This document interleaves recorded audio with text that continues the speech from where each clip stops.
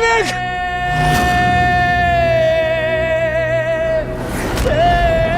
मालिक को क्या हो गया मालिक? अरे बाहर क्या?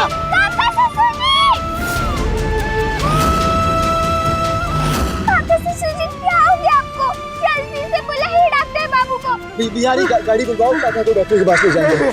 नहीं बिहारी, अरे चल, हमारा बेटा हमारी बहू जुदा हो जा रहे हैं उस दर्द से, तो यही दर्द अच्छा है।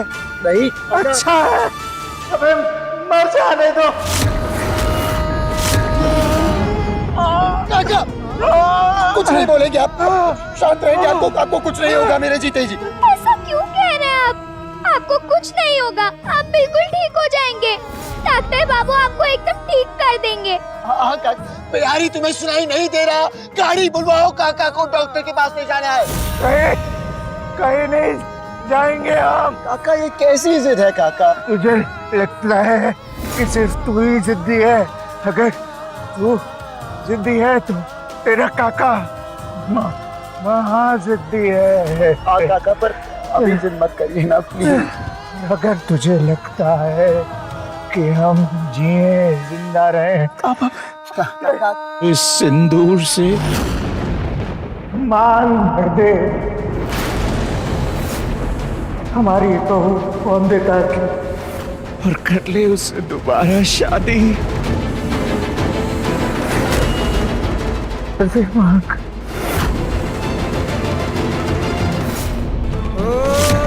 सबके सामने घोषणा करता हूँ कि मेरी और वंदिता की शादी कानूनी तौर पर टूट गई है। मांग। काका, हम ये सारी बातें बाद में भी तो कर सकते हैं ना? अभी आपका डॉक्टर के पास जाना बहुत ज्यादा जरूरी है। हमें अभी इसी वक्त करनी है ये सारी बातें। काका मांग भर दे काका। अगर तू चाहता है कि हम जिंदा रहे तो, नहीं तो काका शांत हो जाइए ना प्लीज काका। अनिरुद्ध, काका अगर आपको कुछ हो गया तो मैं अपने आप को माफ नहीं कर पाऊंगा काका। अनिरुद्ध बात सुन हमारी। बोलिए। जब भी हमने तुझसे कुछ मांगा है, तूने हमें कभी नहीं दिया। वो आज जाते जाते आखिरी चीज मांग रहे हैं तुझसे, तू क्या वो भी नहीं दे सकता? काका जाते जाते क्या है काका, कहीं नहीं जा रहे आप। आंख भर दे हमारी बहू की, बस ये आखिरी इच्छा पूरी कर दे हमारी। कर दीजिए ना डायरेक्टर बाबू, जो बड़े मालिक कह रहे हैं। भर दीजिए ना मांग में सिंदूर, वरना बड़े मालिक को कुछ हो जाएगा। देखिए हाथ और पैर सब ठंडे हो रहे हैं। अरे बाप रे बाप। कुछ नहीं होने दूंगा मैं आपको, कुछ नहीं काका।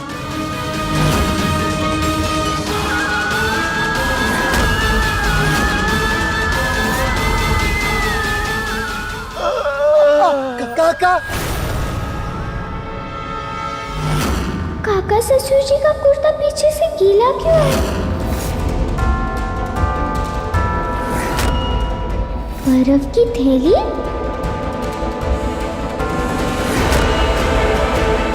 बैरिस्टर बाबू। छोटी मालकिन,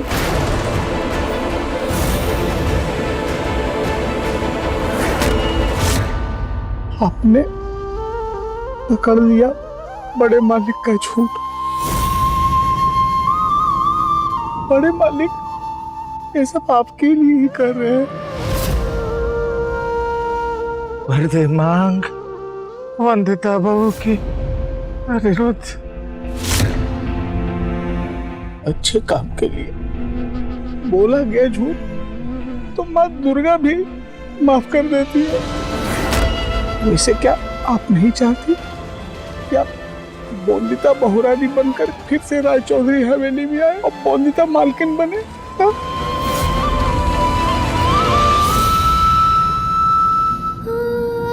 हाँ, मैं चाहती हूँ बैरिस्टर बाबू का साथ। मैं चाहती हूँ बैरिस्टर बाबू अपने परिवार के साथ रहना। चाहती हूँ कि सब मुझे फिर से वंदिता रॉय चौधरी बुलाए। पर बैरिस्टर बाबू ऐसा बिल्कुल नहीं चाहते। कुछ नहीं होगा काका आपको। अरे आम भर दे।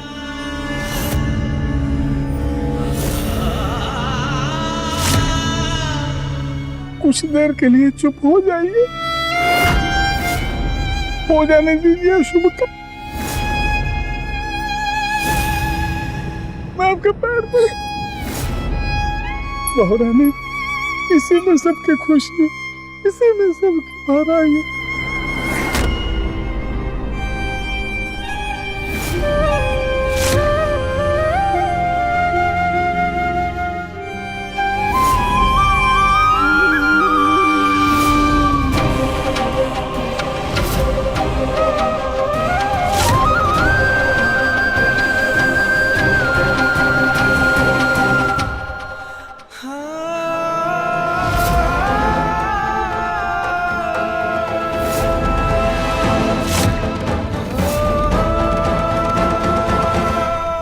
भर दे बेटा, भर दे।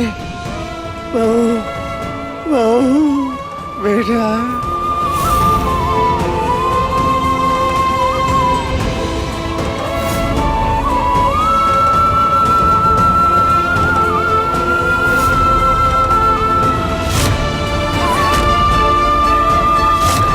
हमारी शादी खुद एक कुप्रथा थी, एक दूसरी कुप्रथा को रोकने के लिए।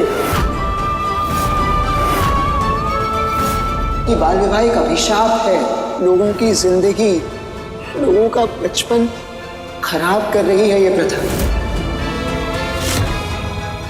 आप सबके सामने घोषणा करता हूं कि मेरी और बौंदता की शादी कानूनी तौर पर टूट गई है।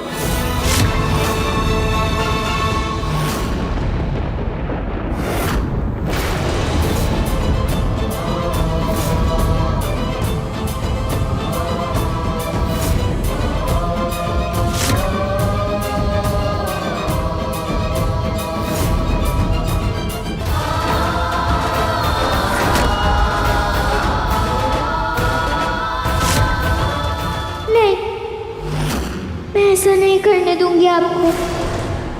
एक बार पहले मेरी जान बचाने के लिए आपको बाल विवाह जैसी कुप्रथा का सहारा लेना पड़ा था,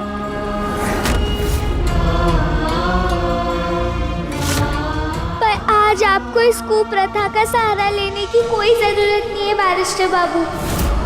आज कोई बोझ मत लीजिए अपने मन पर, मत साथ छोड़िए अपने उसूलों और आदर्शों का, क्योंकि कुछ नहीं हुआ है काका ससुर जी को।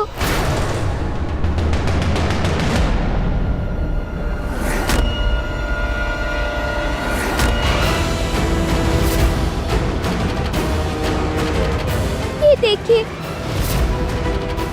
इस थैली में बर्फ रखकर ये सब नाटक किया है काका ससुर जी ने हमारे रिश्ते को जोड़ने के लिए।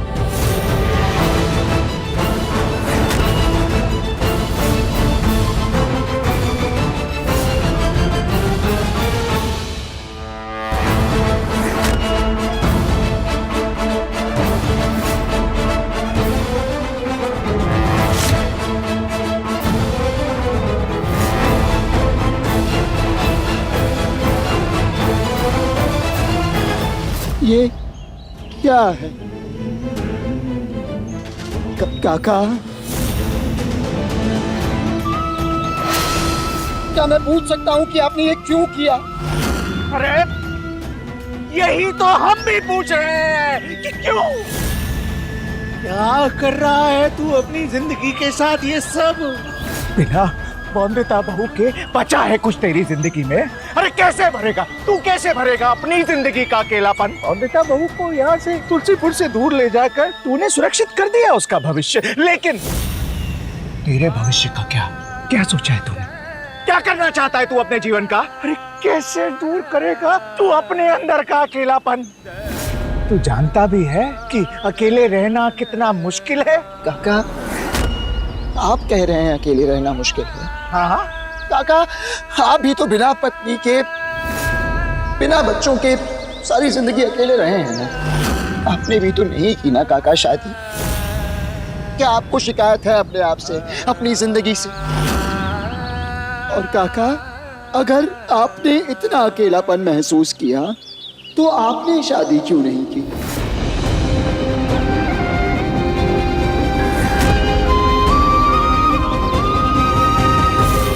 ठीक है कि हमने खुद निर्णय लिया था कि हम कभी शादी नहीं करेंगे,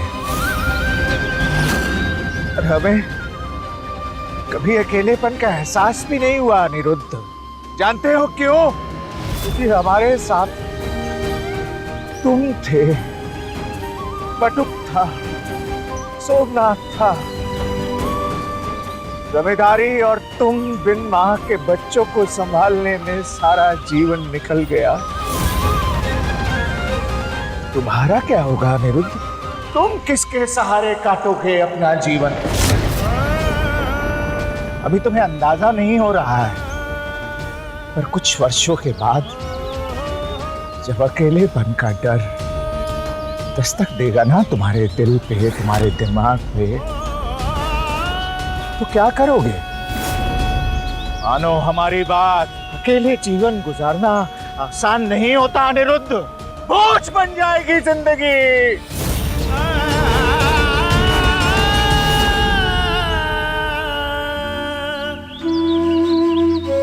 मेरी चिंता मत कीजिए आप, मैं कभी अकेला नहीं पढ़ूंगा। मेरे पास बौद्धता की जीत, बौद्धता के पड़ाव, बौद्धता की ऊंचाइयां होंगी सहेजने के लिए। बौद्धता का भविष्य होगा संवारने के लिए, बौद्धता के लक्ष्य होंगे जीतने के लिए, उसे हासिल करवाने के लिए। जब इतना कुछ करना चाहता हूं मैं बौद्धता के लिए, मैं अकेले कैसे रहूंगा जीवन में? किस प्रकार का अकेलापन होगा काका? बेटा, इसी बात का तो दुख है, इस बात का कि तूने बौद्धता का भविष्य तो चुन लिया, पर बौद्धता बहू के साथ अपना भविष्य नहीं चुना। वो भविष्य सिर्फ एक तेरे सिवाय पूरी दुनिया, पूरा ब्रह्मांड देख सकता है। कितना सुंदर, कितना सुनहरा, कितनी खुशियों वाला भविष्य होता। मैं आपके सवालों का जवाब नहीं देना चाहता, मुझे माफ कीजिए काका, और प्लीज चले जाइए यहाँ से।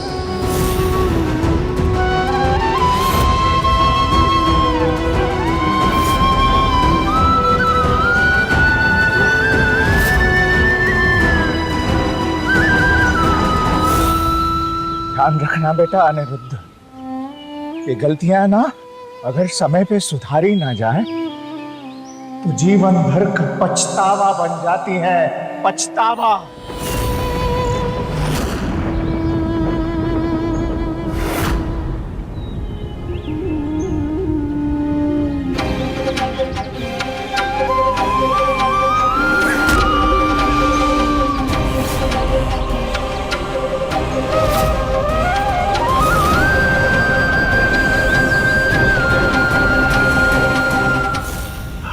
चाहते थे कि हम ढेरों आशीर्वाद दें तुम्हें, पर तुमने खुद हमारे आशीर्वाद को अस्वीकार कर दिया।